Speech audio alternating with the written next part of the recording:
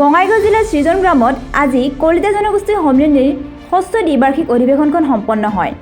পুৱা পতাকা উত্তোলন কৰে বঙাইগাঁও জিলা কলিতা জনগোষ্ঠীৰ সভাপতি বনলতা দাসে। সৃজন গ্ৰাম আঞ্চলিক কলিতা জনগোষ্ঠীৰ সভাপতি জয়ন্ত দাসৰ সভাপতিত্বত অনুষ্ঠিত সভাত কলিতা জনগোষ্ঠীৰ অধ্যক্ষই চৰকাৰী বঞ্চনাৰ বলি ভূমিপুত্ৰ কলিতা জনগোষ্ঠীক অতি বিলম্বে জনজাতিকৰণ কৰাৰ দাবী জনায়।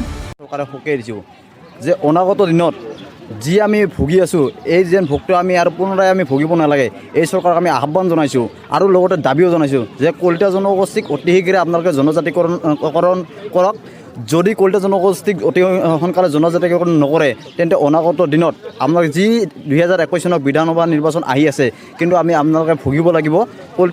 কলিতাসকলে এক নিৰ্ণয় ভূমিকা প্ৰত্যেক কিবা এনেকুৱা চৰকাৰ অহা যাওঁতে একদম নিৰ্ণয় ভূমিকা পালন কৰিছে। যিখন চৰকাৰে আজি আমাক জাতি মাটি ভেটিৰ কথা কৈছিল আৰু তেখেততে আমাৰ জনজাতিকৰণৰ কথা কৈছিল, কিন্তু তেওঁলোকে আজি 5টা বছৰ পাৰ কৰিলে, কিন্তু আমাক কিন্তু জনজাতিকৰণৰ কথা এতিয়াও তেওঁলোকে আমাৰ চিন্তা কৰা নাই।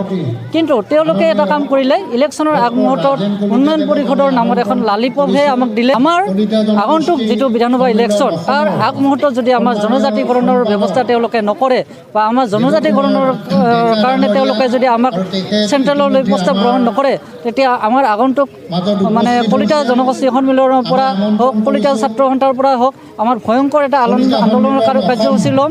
অসম কলিতা জনগোষ্ঠীৰ সন্মিলনৰ সাধাৰণ সম্পাদক দেৱকুমাৰ ডেকাই অতি শীঘ্ৰে জনজাতিকৰণ নকৰিলে ভয়াৱহ আন্দোলনৰ কাৰ্যসূচী হাতত লোৱাৰ হুংকাৰ দিয়ে।